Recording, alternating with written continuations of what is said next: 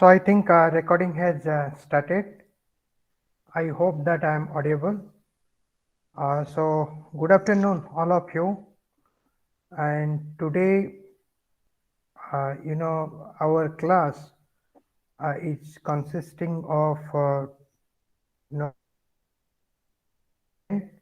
student from the private cell of Sambalpur University and students from our department only. And today, what I will teach to the student of private cell. I have already dealt it in my class with PG first year student. But then I thought that let make this class combine with our PG student so that they can revisit or review what I have already discussed with him on this theme. Since this class is for the private cell, I mean I will teach according to their need or requirement, and if the students of private cell, if they remember in the last class, I I ended with non-Western train, and I will discuss from that onwards. And since my PG students are there, since I have already taught this thing to them, if I will ask any questions, so my students will answer and we will have a discussion on that. So today, primarily, we will discuss on non-Western ideological trends. There are, four kinds of non-Western ideological, on four kinds of non-Western ideologies. So one is post-colonialism, another is religious fundamentalism, then third one is the Asian values, and fourth one is the beyond dualism. So I mentioned that political ideology is distinctly, it is a Western construct, and these are developed to shape the emergent industrial society in the Europe and North America. All right. It is liberalism or socialism. They drew their respective doctrine from the enlightened tradition, which emphasized the idea of reason and progress. Right? And as it spread, it is exported to the rest of the world as Western model of modernity. And when Western ideas were applied in the non-Western context, these Western doctrines were entangled with indigenous values and ideas, and from that non-Western ideological trend, it emerged. So what basically it means that what we call today political ideology, it is mostly a Western construct, and it is based on the idea of reason and progress. So the idea of reason and progress is central to the European Enlightenment theory, the European modernity, and it is central to the political ideology of Europe and North America. Now, once it emerged in the West, then it started spillovering to the non-Western world. And what we can say also, that from the it started with colonizer and it spillovered to the colonized states. And when these Western ideas, it were applied in the non-Western, context. When the, let me say, when the colonizer idea is applied in the colonized state, then these ideas entangled with the indigenous values and ideas. And from that entanglement, this non-Western ideological trend emerged. So the first ideological trend is the post-colonialism. Now, what is post-colonialism? It is an attempt to give political ideology a non-Western identity. It sought to give a distinctive political voice to the non-Western world, separate from universalist pretension of liberalism and socialism. Right? So what it means? That post-colonialism, basically, it is an attempt, and it is an attempt towards the decolonization. So what is this decolonization? Decolonization is all about giving a distinctive political voice to the non-Western world. And to be decolonized means to be separate from the universalist pretension of liberalism and socialism. So if you are a social and you started to think about the problems of non-Western state or countries, or what I call colonized, then you are doing pretension. See, this is very clear and loud. So if you think that you are a liberal or you are a social, and you are thinking about the problem of non-Western state or country, then you are pretentious. And such influential attempt to do this was undertaken at the Bandung Conference of 1955, when 29 newly independent Afro-Asian states initiated what later became known as the non-aligned movement. So I think you are familiar, I mean you know it, the NAM, non-aligned movement. So what is this NAM? Can anyone tell me what is this NAM? Mukesh? Nehru sir. Mukesh, Yes, sir. tell me what is this non-alignment movement? Non-alignment movement means not to collaborate with any other country, stay separate or isolate, something like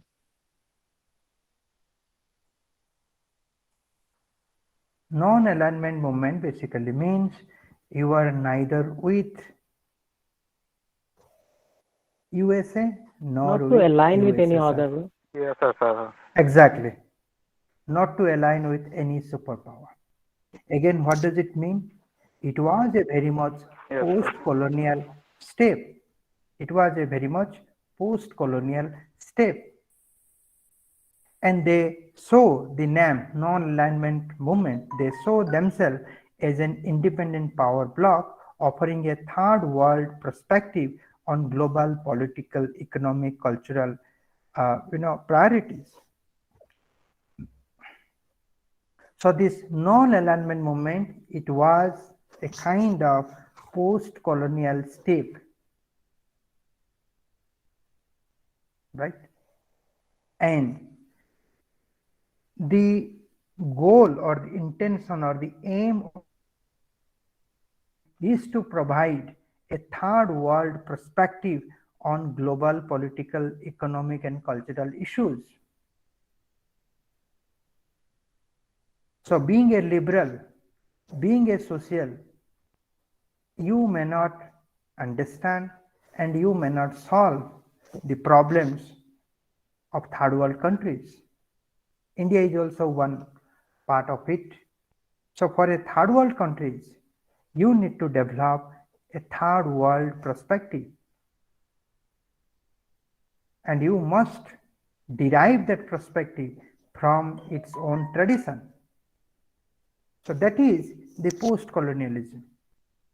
So post-colonialism demands the decolonization of mind. Now the post-colonial ideological trend have been highly, disparate or different. They have been reflected in Gandhi's political philosophy, which is based on the religious ethics, non-violence, and self-sacrifice.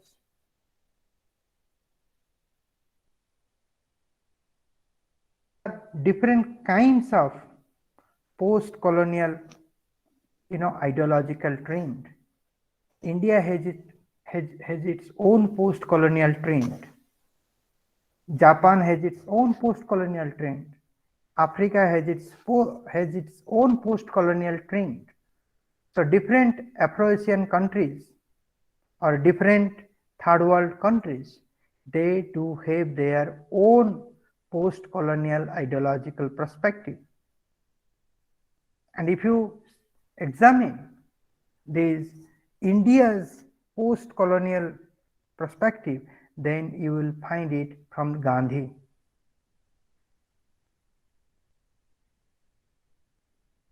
From the Gandhian ideas, such as religious ethics. Religious ethics means, so there is ethics in religion. Every religion has its own ethics. So for Gandhi, religion and politics cannot be separated. But for Machiavelli, religion and politics should be separated. So this is the difference between India and Europe. Then the concept of non-violence. Non-violence is part and parcel of Indian civilization. Then self-sacrifice, concept of duty instead of right. Now these are some of the Gandhian values, which is also the characteristic of post-colonialism. So this is the brief idea about the post-colonial perspective. And next non-Western ideological trend is religious fundamentalism.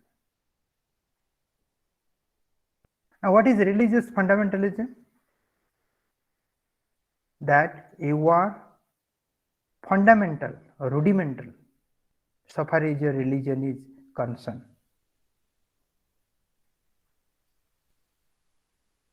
So etymologically, there is nothing wrong in religious fundamentalism, as long as you understand your religion fairly.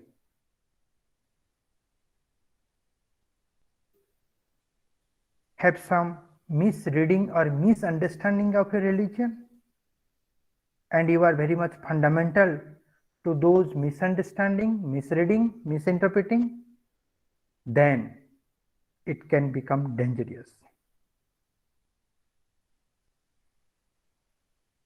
And today, religious fundamentalism has become more negative than positive. So this religious fundamentalism is also the consequence or the product of post-colonialism. Now post-colonialism has been expressed forcibly since late 70s in the form of religious fundamentalism, especially Islamic fundamentalism. Now Islamic fundamentalism is another variant of post-colonialism. India's post-colonialism is very much influenced by the Gandhian values. But what about the Islamic countries? Pakistan. Now all these Islamic countries, their mode of post-colonialism is religious fundamentalism or Islamic fundamentalism. Now, Islamic fundamentalism is based on the idea that Islamic belief constitute the overriding principles of social life and politics. The goal of Islamic fundamentalism is the establishment of a Islamic state based on the principles of Sharia law. So if you are a Muslim or if you are the follower of Islam, then you can contribute to the social life and politics. That is their, understanding. Only when you become a Muslim or you follow the principles of Sharia law, then only you can contribute to the social life and to the politics. So, all should be Islam, or all should be the follower of Islam. If you are not the follower of Islam, then you are a kafir. You are a kafir. So you are forced to follow the Sharia law. Otherwise, you will be killed. And what these terrorists understand this killing or justified this killing in the name of jihad. So their goal or intention is to create a culture, that pan-Islam, all the world, every individual will follow Allah. Now this Islamic fundamentalism in general, anti-Westernism, reflecting both antipathy towards the neo-colonial policies of the Western power and anxiety about the imposition of the materialistic values.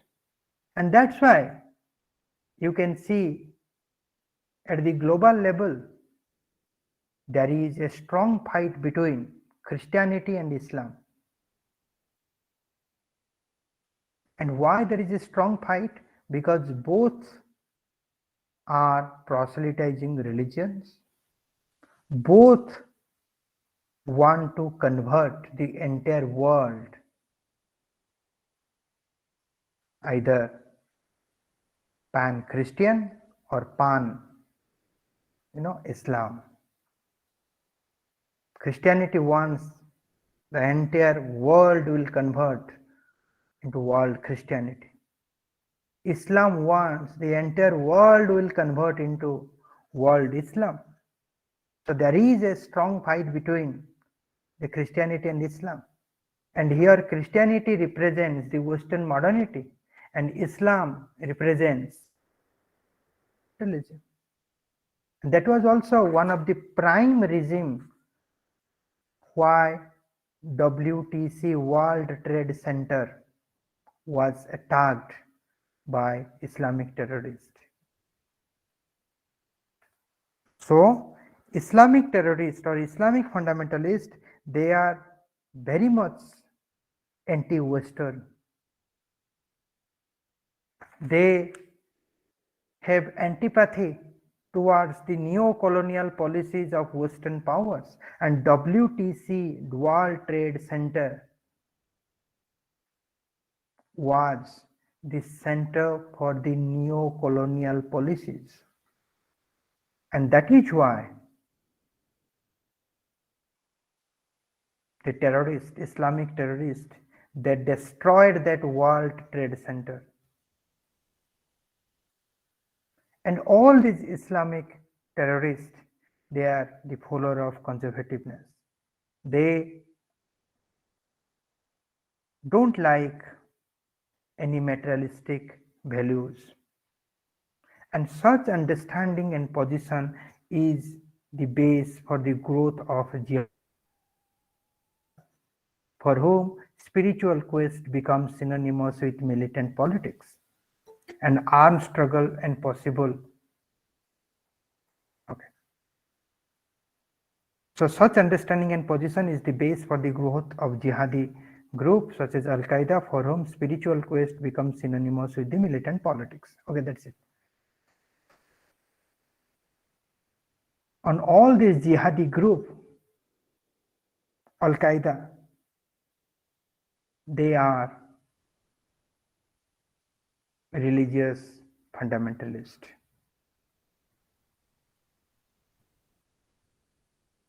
So practically, religious fundamentalism is nothing but a kind of terrorism. And mostly religious fundamentalism is one variant of post-colonialism of Islamic State. India is not Islamic State. So that's why the post-colonial expression of India was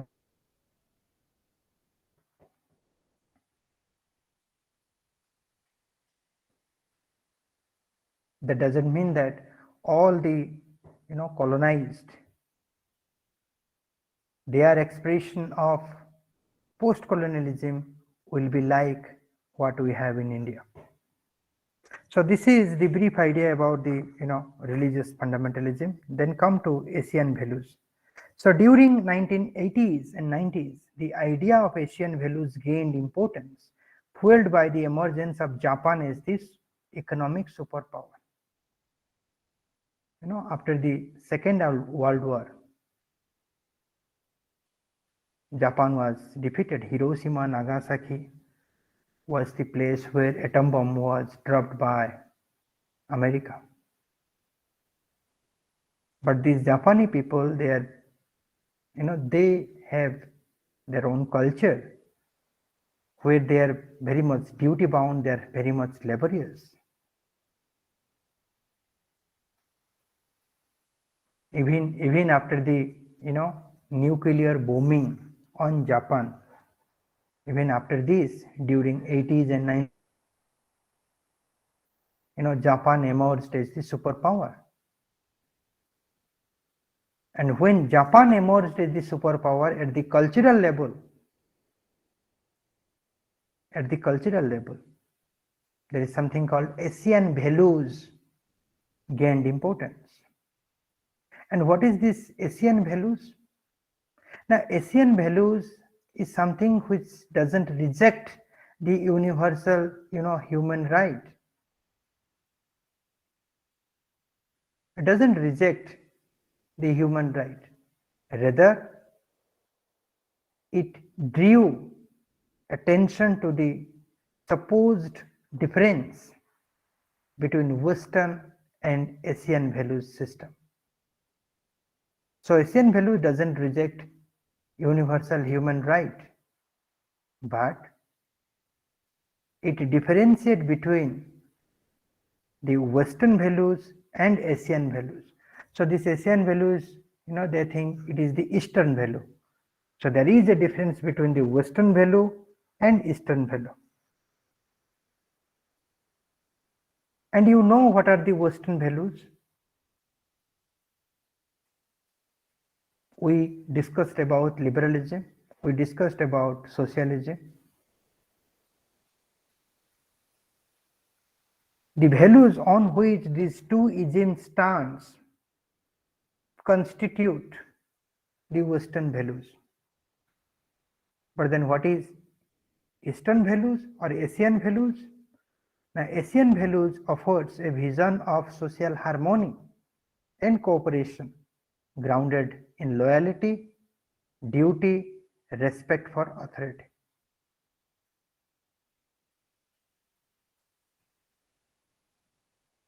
Or in other words, I can say that the Asian values mostly related with the virtue relating to duty, and the Western values mostly related with the values relating to right.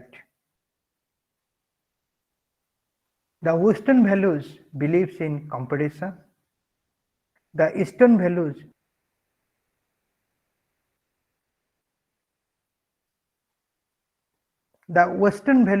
question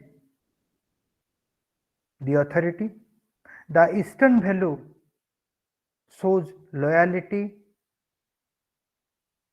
duty, and respect towards the authority. Now, which is right, which is wrong, it depends on various contexts. But for the maintenance of a order, my position is that both the values are required.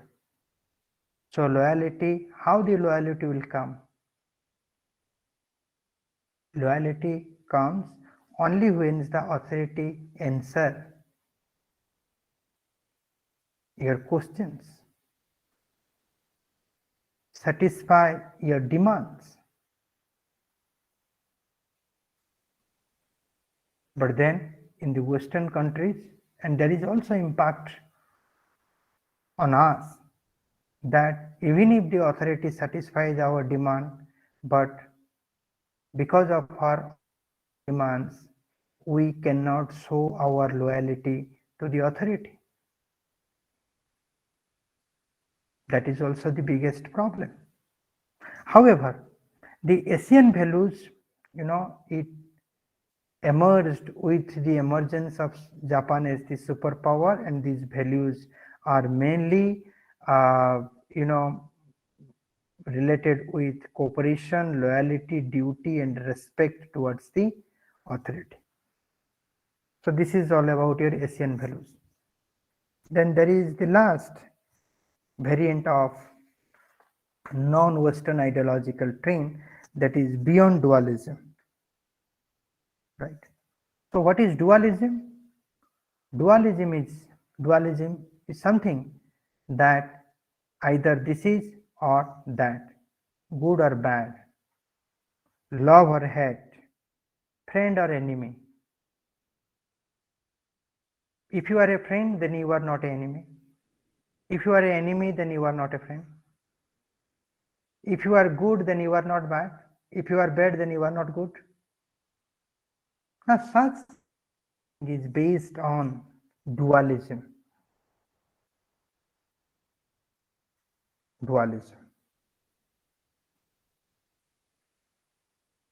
Now, dualism was or has been the major feature of Western modernity.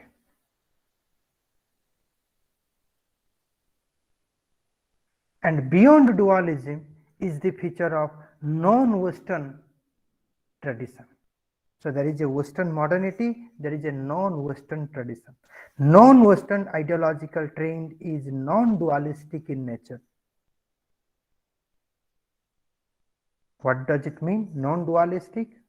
That means individuals are neither good or bad, rather they are both good and bad. That is a category in between two extremes. I am neither nor your enemy. I am your adversary. I am your critic. I will not support you and I will not oppose you. It sounds very philosophical, but it is also very practical, pragmatic. Now, Western philosophical tradition believes in dualism. For Aristotle, everything has a distinctive essence that it cannot lack, expressed through the idea that everything must be or not be. If you are good, then you are not bad. If I am saying that you are a good student, then it means that There is no bad gunas or bad aspect in your character. Now, beyond dualism speaks that all concepts and objects lack own being, highlighting the intrinsic. The world is characterized by absolute unit of opposite, one of the principles of dialectics. What is the relation between good and bad? The bad is bad because there is something called good. The good is good because there is something called bad. Imagine if there is nothing bad in the world, then can you know what is good? No, you cannot know. So there is an intrinsic interdependence between concepts. Good is not good in its own. Good is good because there is something called bad. And that the relation between the good and bad is just like the unit of opposite. So good and bad are opposite to each other, but they need the other to become meaningful. The good needs bad in order to be meaningful. Something is good only when you know what is bad. Only when you know the opposite, then you can understand what you are. Now, Western either or thinking is set aside in the favor of a worldview that strays on integration and oneness. All forms of dualism, like mind and body, like good and evil, like subject and object, like humankind and nature, and so on, begins to collapse. Non-dualistic thinking has its greatest ideological impact in relation to, in relation to green politics. Sorry, you delete the green politics, I will not go into that. So basically it is non-dualistic thinking. Non-dualistic thinking means two things are very important to understand this non-dualistic thinking. The first thing is that good needs bad and bad needs good. Good needs bad and bad needs the good. That is the first thing to understand this non-dualistic thinking. And the second aspect which is important in understanding this non-dualistic thinking is that there is also a category between good and bad, that is neither good nor bad. There is a third category. That is the second aspect to understand this non-dualistic thinking. So while the Western modernity is characterized by dualism, the non-Western countries, they are characterized by non-dualism. So dualism is very much related with the materialistic approach, and non-dualistic or non-dualism is very much related with philosophical approach. So this is the difference between the third world countries and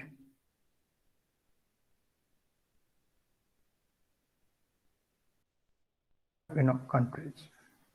So these are the four types of non-Western ideological trend, right? So the next part of your syllabus is all about role and function of ideology. Now I am skipping it because I cannot complete the whole course if I teach one by one. So I have decided, I also did the same thing in my, PG class in the department, that I asked them that we will discuss on democracy, right?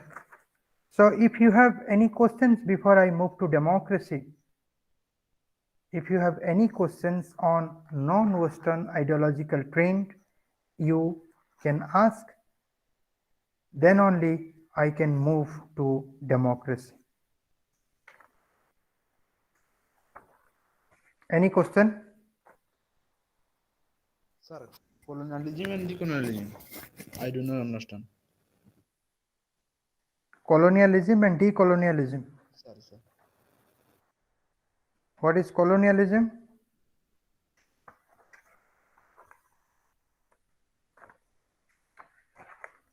What is colonialism?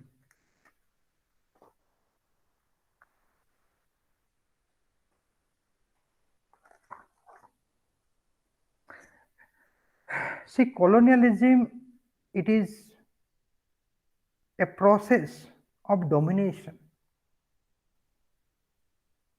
The European countries, they were the colonizer, and they established colonies in Afro-Asian countries. What was the intention of those colonizers? Two things. One is,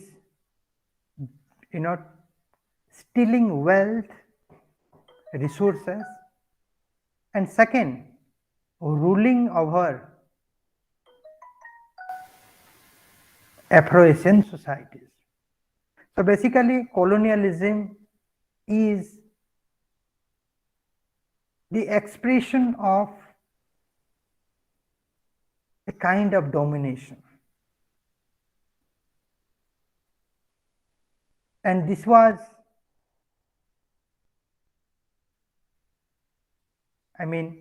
colonialism was the important aspect of Western modernity. And on the other hand, one is colonizer, another is colonized. And these colonized states, after the independence of all those Afro-Asian countries, they started a movement called decolonizing mind. That means we have to give up the thought process what was guiding our colonizer. Now we become independent and we have to derive our own thought process. We will not be thinking the way the colonizers were thinking. Again, this decolonization means it is also a process of removing the mentality of colonizer from your mind.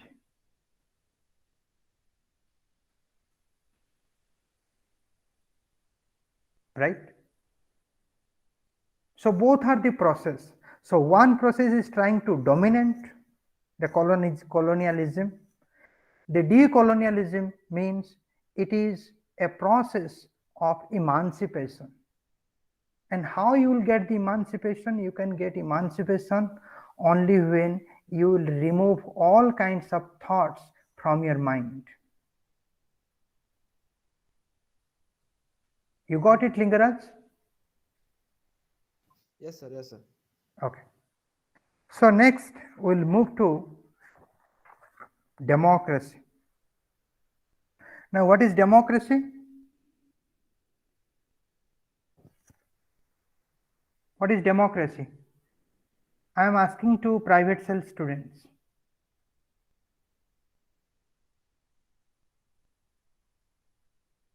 What is democracy, Ashok? Sir, ruled by the people. So democracy means people. That is a very famous definition: by the people, for the people, and of the people. Now, who is a democrat? The person who holds this view, or the person who is critical about this view. Now, who is this people?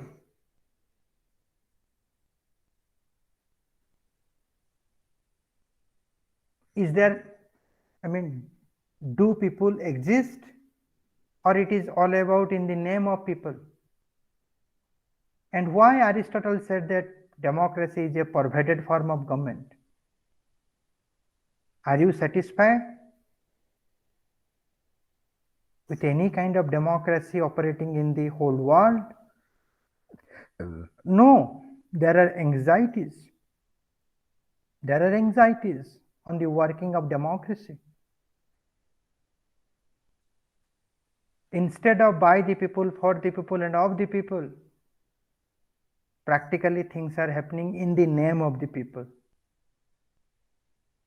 Then who is getting benefits out of the whole political process, Ashok? Sir. Are you satisfied with Indian democracy? Sir. So these are some of the questions that occurs in our mind.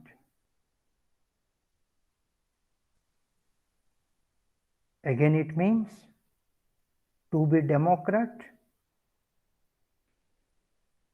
you should be critical of democracy. Simply accepting democracy, simply idealizing democracy will not make you a democrat.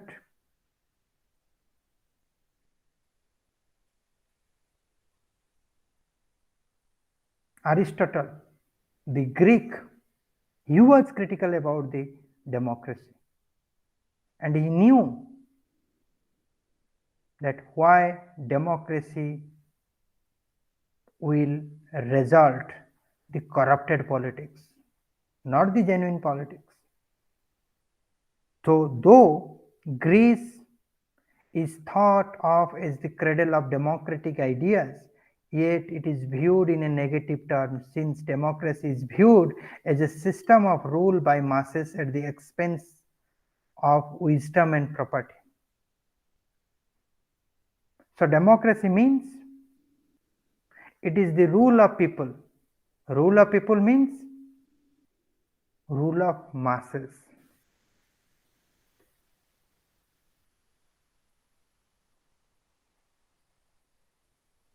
Rule of masses. And what is the major characteristic of that masses? The major characteristic of that masses is that most of them, they do not have the concept of property, and they do not have the wisdom. What is the importance of property? What Aristotle said? Because if you are having property, then you are having leisure time. You will not think about bread and butter for all the time, and hence you can involve in the affairs of the city-state. If you do not have a property, then in every morning when you get up, you think about the bread and butter. So property is the quality for Aristotle to be called as a citizen. And the second thing what masses do not have is the wisdom. Wisdom means right thought produces right action. So one thing, you must have right thought. Second, you should do right function. Third, there should be connection between thought and your action. So all these three constitute the wisdom. Now whether liberals or conservative or socialist or communist or anarchist or even fascist, all are eager to proclaim the virtue of democracy and to demonstrate their own democratic credentials. There is liberal democracy, there is the concept of democracy in conservatism, there is the concept of democracy in socialism, there is the concept of democracy in communism, there is the concept of democracy in anarchism, there is the concept of democracy in fascism. Why all these ism talks about democracy? Because they want to capture the power. They want to capture the power. And how they will capture the power? Through the people. Through the people.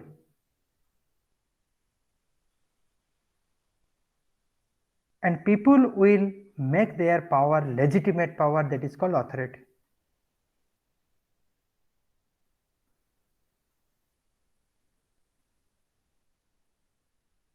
So in a sense, all these isms, in one sense or other, they manipulate public to achieve the authority.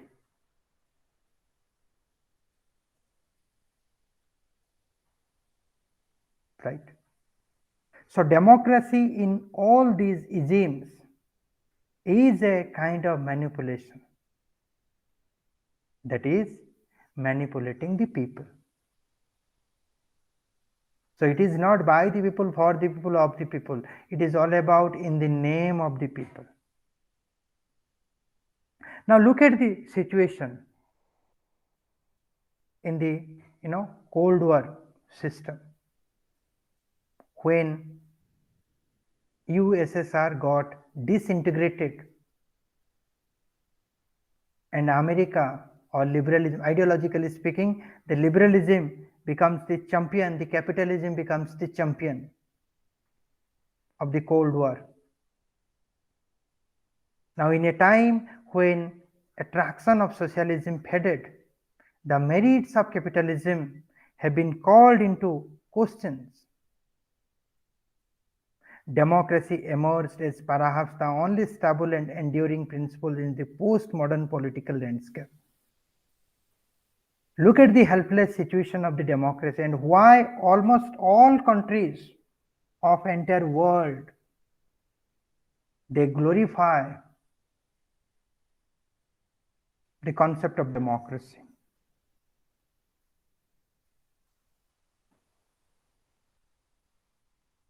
What is the reality? The reality is that the socialism has faded.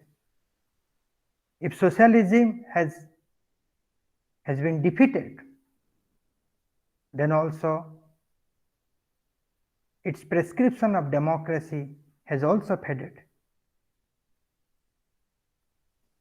Even if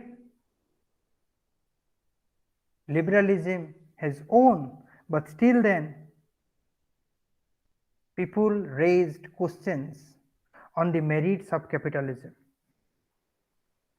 So people doubted capitalism. Now in such a situation, the only positive values of the postmodern political landscape was the democracy. However, the problem with democracy has been its very popularity.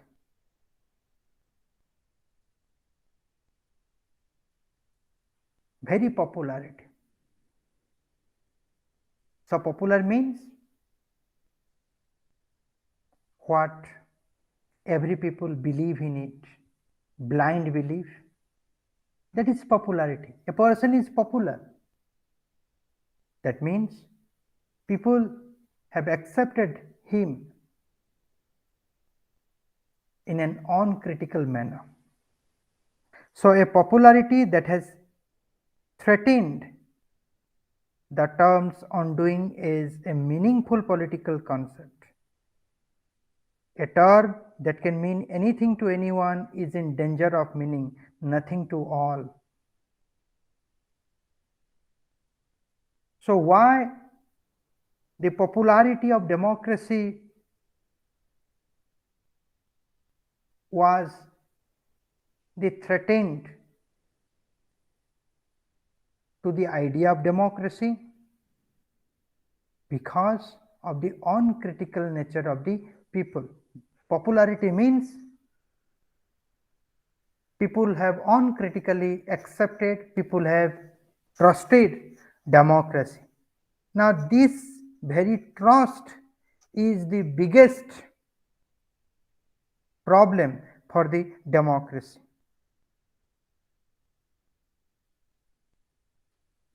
Democracy, instead of becoming meaningful, it has become mechanical. So there is the difference between meaningful and mechanical. So everything is by the people, for the people, and of the people, but not with the real interest of the people, because people are manipulated. So that is the first danger of popularity. The second danger of popularity is that the term democracy can mean anything to anyone.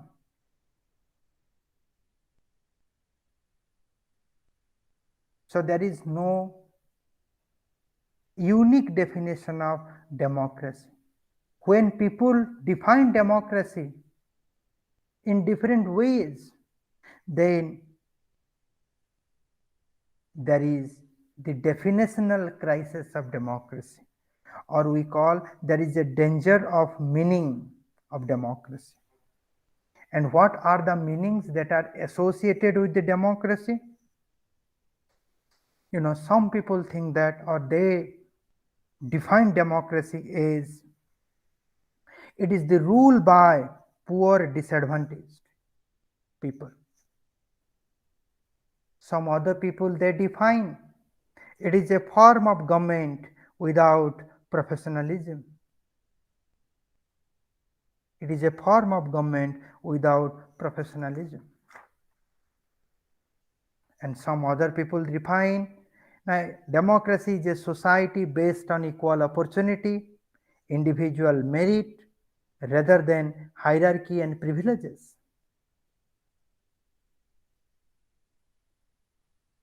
Democracy is a system of welfare and redistribution. Democracy is a system of decision making based on the principles of majority rule.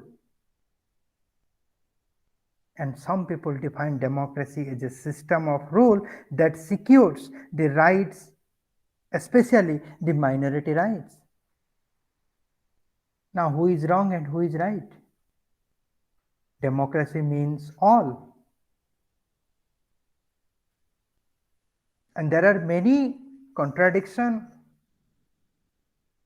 in all these meaning of democracy, in all these characteristics of democracy.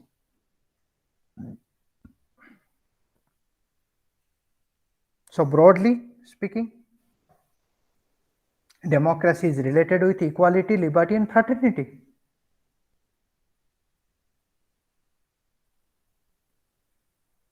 Equality, liberty, and fraternity.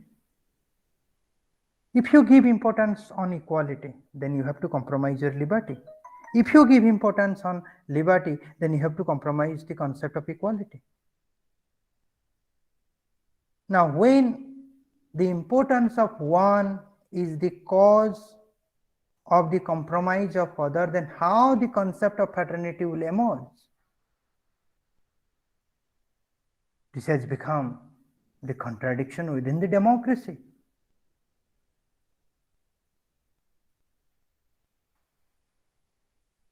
Hence, perhaps a more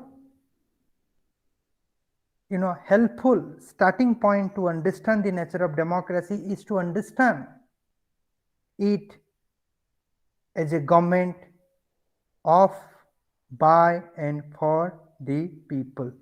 So, to understand democracy, we need to understand the concept of people. If it is so, then why there are different political parties having different political ideologies? Why there is harsh ideological and political debates on your TV screen, on any news hour, whether Times Now or NDTV? So if democracy is all about people, then why different political parties, they have different political ideology, and why there is ideological and political debates between these parties? If all parties speaks about the real interest of the individual, then why the debate? Let all the party cooperate. Let the real interest of the individual solved. But does it happen like that? No. So it means democracy, from a pragmatic point of view, it has become, or it has centered around the concept called people.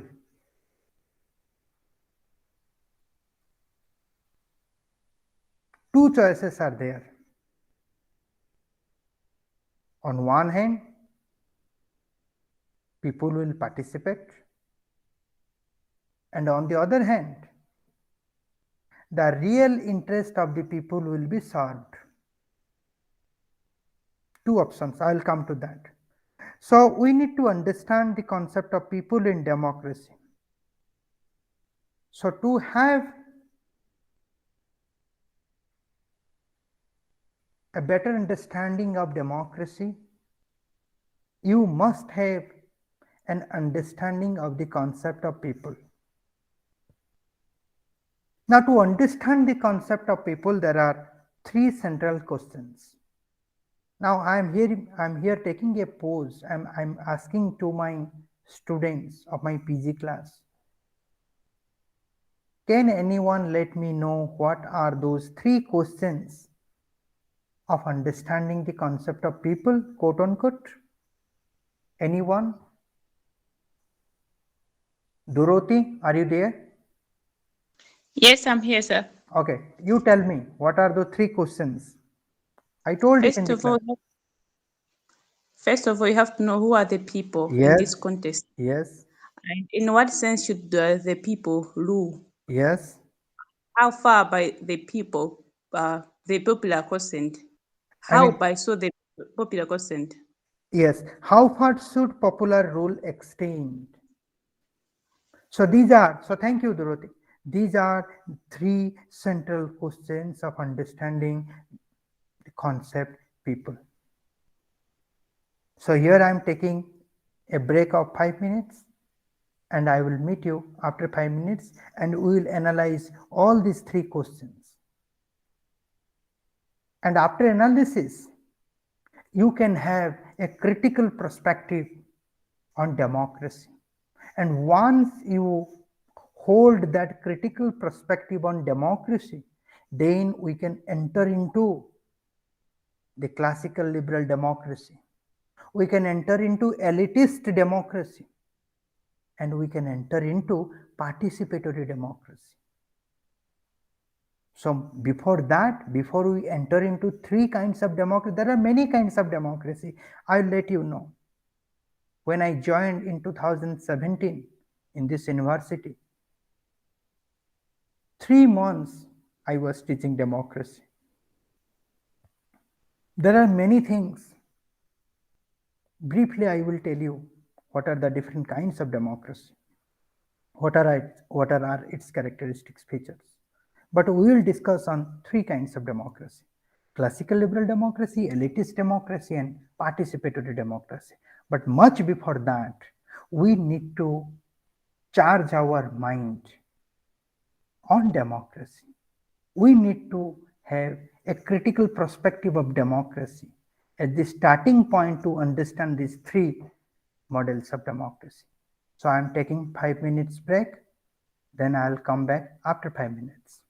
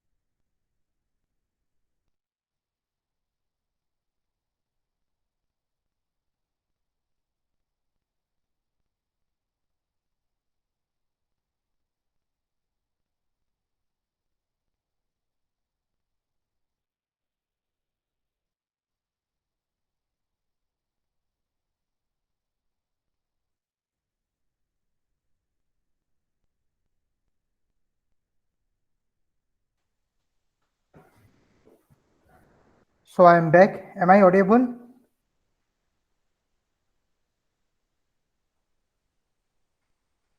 Are you all there? Yes, sir. Yes, sir, you're audible. Okay, okay. We'll continue. We'll continue these three questions. So the first question is that who are the people? Now it refers, very simple, all the people, the entire population of the country. Greek writers usually used demos to refer many, that is, the and who constitute the many, it is the disadvantaged and propertyless masses. So many are disadvantaged people, they do not have property. They were considering democracy as the pervaded form of the government, and polity is the best form of the government. Democracy is the pervaded form of the government because there is popular participation. There is democracy. Cracy means rule. Rule of the people, and people are the disadvantaged and propertyless people. And those who are in disadvantaged position, they do not have property. They do not have the wisdom. So if the state is governed by all these people, then it becomes a pervaded form of government. And why polity is the best form of government? Because in polity, only the citizen can rule, not all. Those who are having property, those who are having leisure, those who are having wisdom, and these people, they work towards the real interest of the individual, the real interest of all people. So for Greek, especially Aristotle, people means those who have wisdom and property. And if you remember Aristotle, then you can know women, children, slave, foreigners were not considered as the people. Here people means citizen. Subsequently, age in the modern society, the age became the criteria of deciding who comes under people or citizen and who are not. Now people are virtually means all adults citizens. So after the age of 18 or 21. Is it 18 or 21? Pragya? 18, sir. 18, sir. Okay, 18. So in modern time, people can be viewed as single or as a part of cohesive body. Now here I think you need to understand the concept of people, right? Now there are two identity of the people that has been told by the Rousseau also, that every individual has two kinds of interest. One is the selfish interest, other is the self-interest. So what is a selfish interest?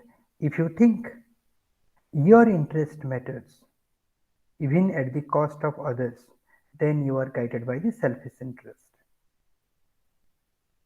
And what is self-interest?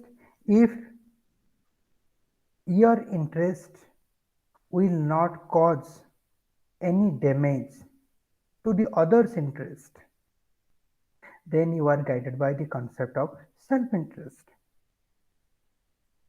So in modern time, all people, not S, peoples is not the right term. People itself is plural. So all people, they either view themselves as single individual guided by their private interest, or they think they are part of a cohesive body.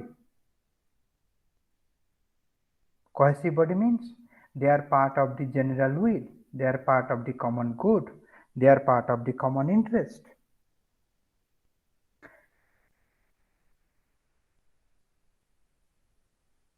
So far as cohesive body is concerned, people are one and indivisible. Here you need to understand. So people are divisible and people are indivisible. What is divisible, Ashok? When I am saying people are divisible, what does it mean, Ashok?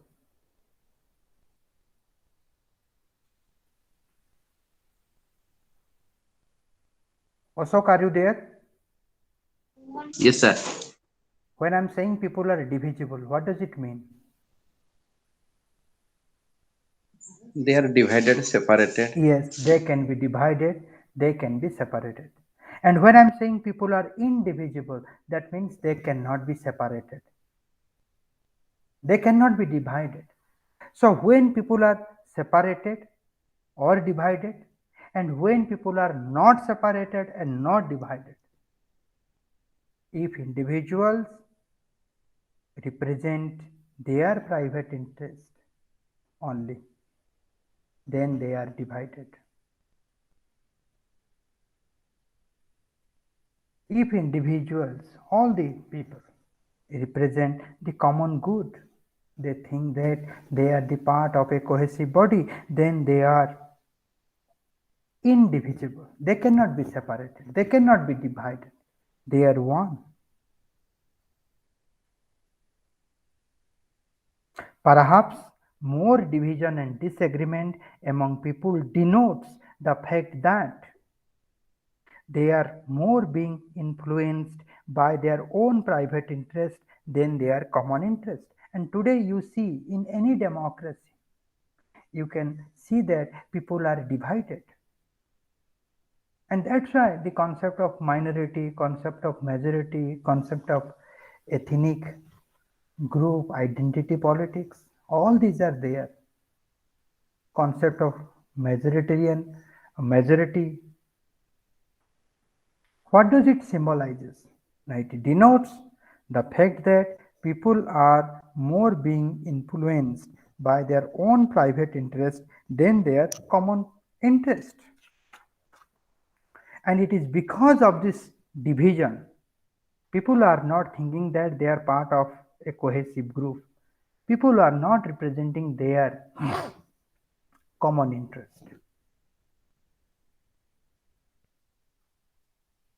People are guided by their private interest. Now it is because of this division or disagreement that is related with the following of private interest. Now it is because of this division and disagreement within people, majoritarianism gradually become the principles of democracy, that is numerically strongest overrides the will of the minority. Now how to take a decision in a majority? So all do not agree unanimously, but decision has to be taken. So decision can be taken on the basis of majority. On the basis of majority, decision can be taken. Now this majoritarianism is considered as the biggest obstacle of democracy. Why? Now majoritarianism speaks volume about the nature of individuals.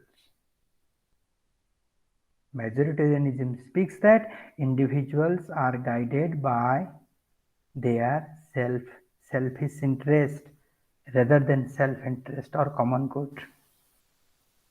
So democracy can be successful if individuals are guided by the common good, not by the private interest.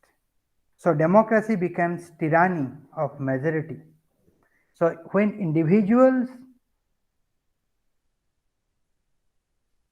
are guided by their private interest, then democracy becomes the majority rule. And majority rule in a democracy becomes tyranny of majority. What majority decides, then it can override the minority. So minority can be numerical minority. Minority can be defined in terms of oppression. However, it is not a permanent majority rather than an impermanent majority. So whatever the nature of majority, the real problem of democracy is how to protect minority, how to create a consensus among the minority so that they will not feel alienated. So who are the people? Now here the question was that who are the people? Now here the people are those who are guided by their private interest. Now when people are guided by their private interest, then democracy becomes a very, democracy become a perverted form of government, and today we all are experiencing it.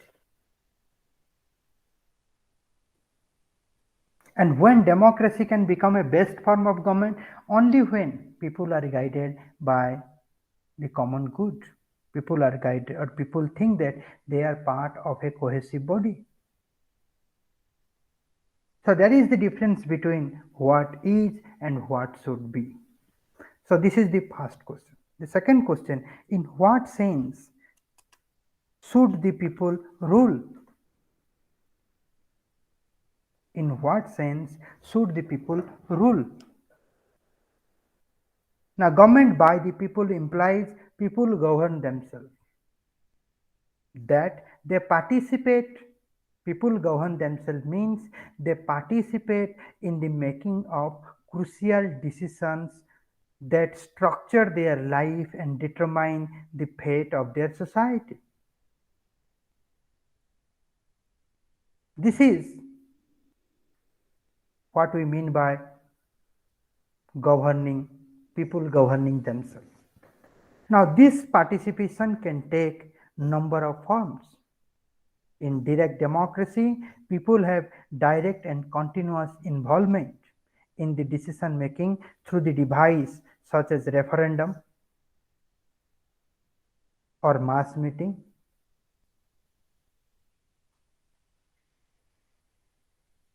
And in representative democracy, people indirectly participate through the act of voting. We do not have any other option. In direct democracy, we have the device like referendum. And what are the three devices of direct democracy?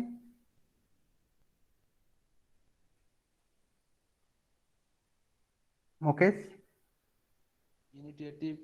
Initiative. Referendum, initiative, and recall. Yes, referendum, initiative, and recall. Recall. Okay. Sir, plebiscite is also a device of direct democracy. I Yes, think. yes, plebiscite is also another device of direct democracy. Now, this direct democracy is possible when the state is a small state. But is it possible in a big state?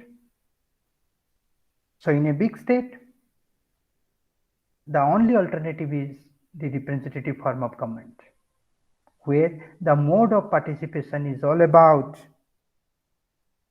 act of voting. Now citizens vote to choose who will make those decisions on their behalf that structure their own life. And who are these representatives? Now those representatives are actually, or those representatives represents us. They should represent our voice in the parliament, in the legislature. And they should make such policies which positively contributes to our life and to our society. What gives voting its democratic character is that elections are competitive. It empowers the public to kick the rascals out, and it does make politicians publicly accountable, right? So through voting, you can make the prime minister, and you can kick the prime minister through non-confidence motion in the parliament. And hence, all politicians, they are publicly accountable. There are also the models of totalitarian democracy developed under fascist dictators such as Mussolini and Hitler. The democratic credentials of such regimes were based on the claim that the leader and the leader alone articulates the genuine interest of the people, thus implying that a true democracy can be equated with an absolute dictatorship.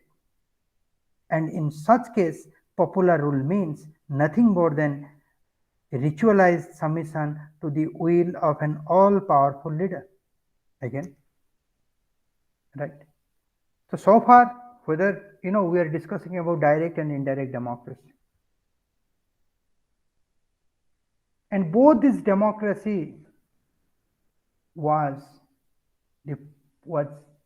one form of liberal democracy. So in a liberal democracy, what we see? In a liberal democracy, popular participation matters. So in a liberal democracy, popular participation matters. But there is another model of democracy that is called totalitarian democracy. Mostly it is found in Italy and Germany, fascist and Nazist regime. And in that democracy, it is based on a claim.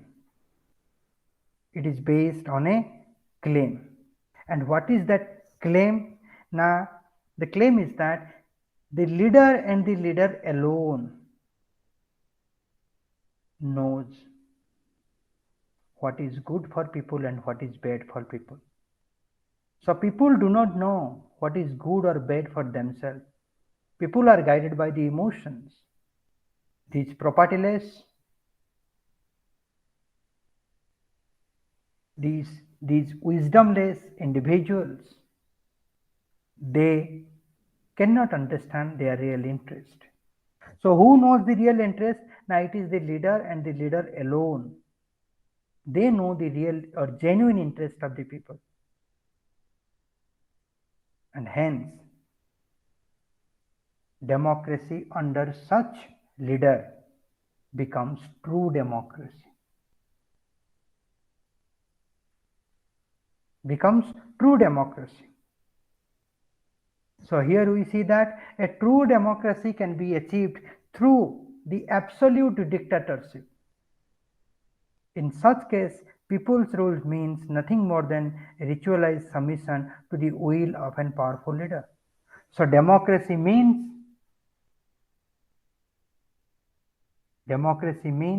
in a totalitarian system, it means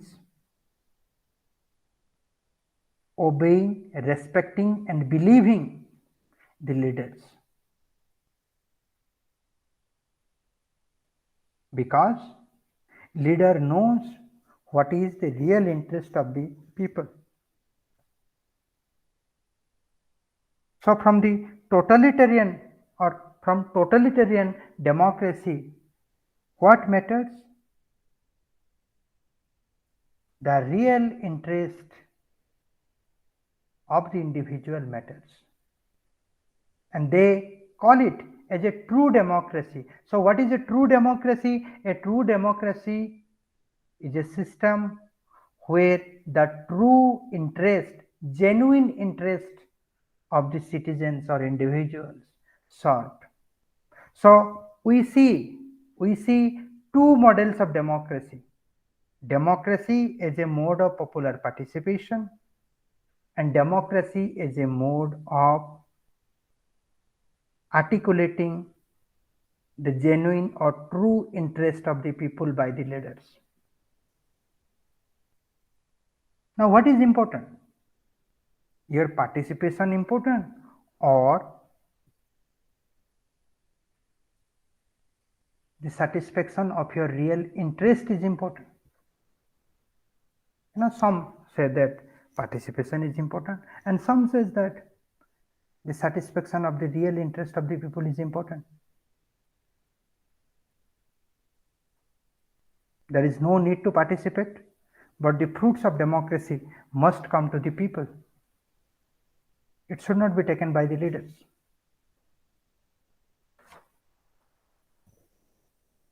Now, this is a small discussion on in what sense should people rule. People should rule by popular participation, or people should rule in such a way where their genuine interests are taken care of by leaders, and thereby it makes a democracy a true democracy. And I am saying all these things in order to develop a critical perspective on democracy, as I mentioned earlier. And the third question is that how far should popular rule extend? How far should popular rule extend? So it means that it was decided on the second question, in what sense should people rule? Most of the countries accepted democracy as popular participation, then democracy is the articulation of genuine interest of the people. The articulation of the genuine interest of people is the meaning of democracy was not accepted by various nation states. And most nation states accepted democracy as popular participation. Now the question is that how far should popular rule extend? Next question, how far should popular rule extend? Now, models of democracy that have been constructed on the basis of liberal individualism have usually proposed that democracy should be restricted to the political life. And from this perspective, the purpose of democracy is to establish a framework of law through popular participation, within which individuals can conduct their own affair and pursue their private interest. Now the question is that, okay, let me reread the question. The question is that how far should popular rule extend? I mean, you are talking about democracy is all about the popular participation. Now, what is the scope of this popular participation? Or to this popular participation, it extends to what? The answer is that it is extended to, or it must be restricted to the political life of the individual. So the popular participation is extended or restricted to the political life of the individual. So for liberalism, there are two kinds of life. One is the private life, another is the public life. So democracy as popular participation is restricted to the political life, not to the private life for liberals. And from this perspective, the purpose of democracy is to establish a framework of law through popular participation, within which individuals can conduct their own affair and pursue their private interest.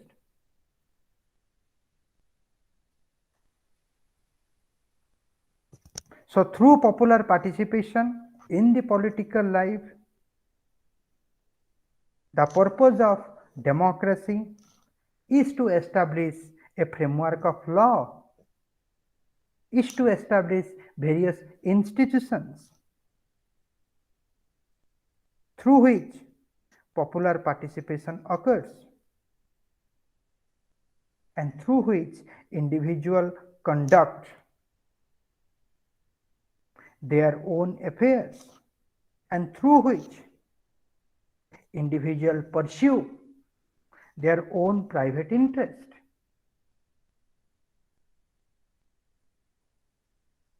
Now this is the liberal perspective on this question, how should popular rule extend? It's a liberal perspective. There is another perspective that is called the radical democracy perspective.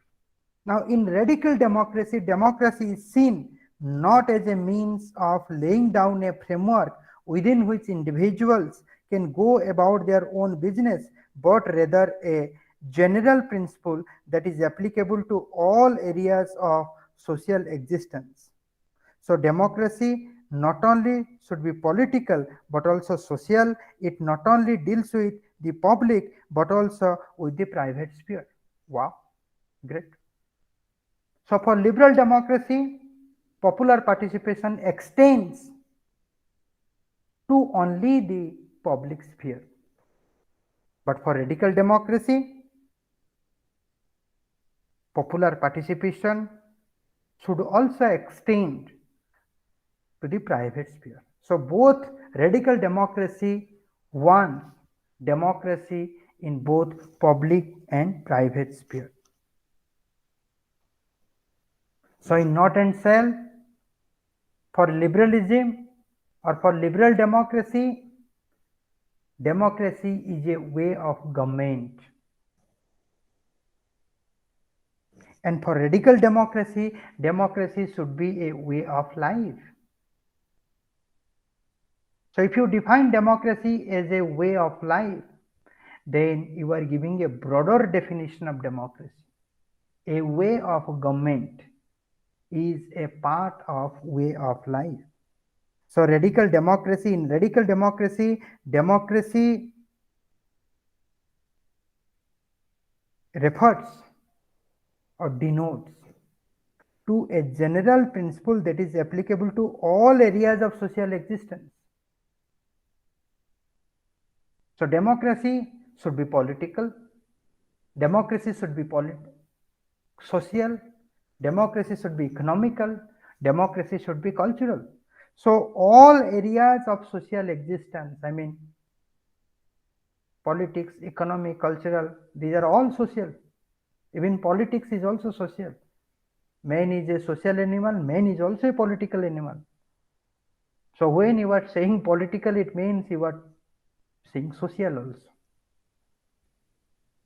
So democracy not only should be political but also social. It not only deals with public but also the private sphere. Now let's come back to the question that how should the popular rule extend? So there are two answers.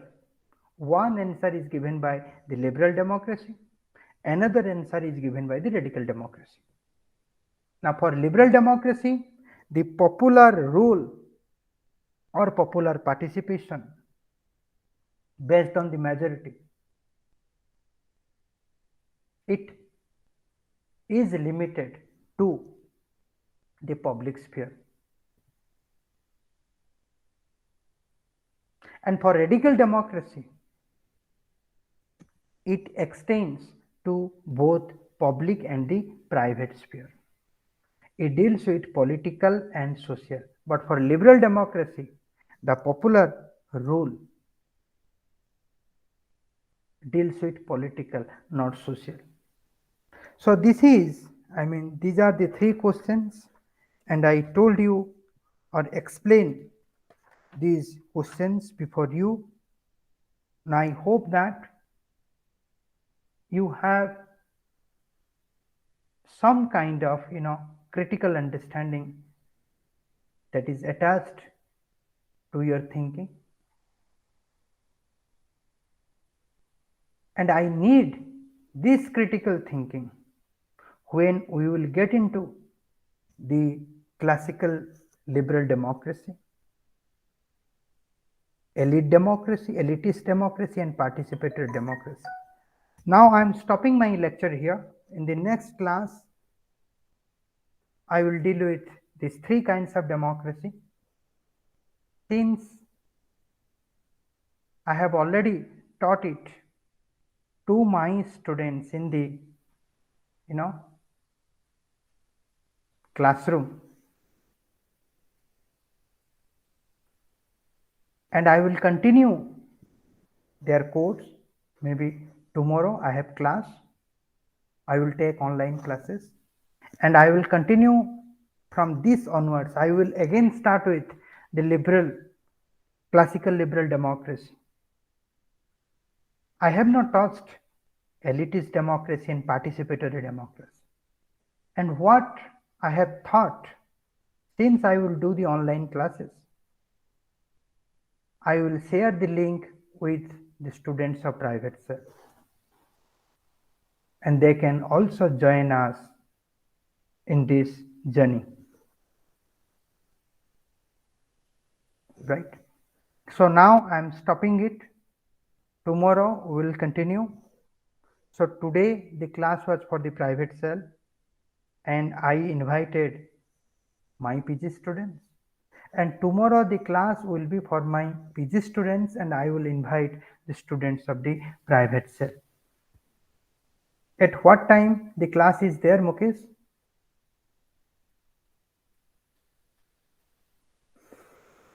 Let me check the routine.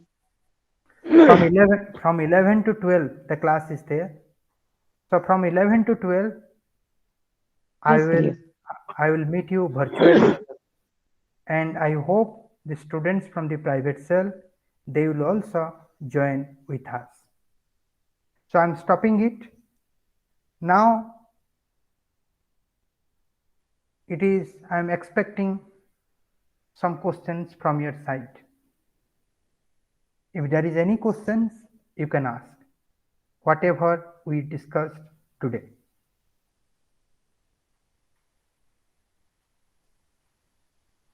Is there any questions, Ashok? No, sir. It's clear. And who else? Sir. Yes, sir. Yes. Who else? I don't remember. Is there any private cell student except Ashok?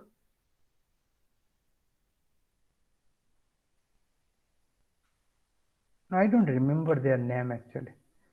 So since there is no question, I am stopping the recording, and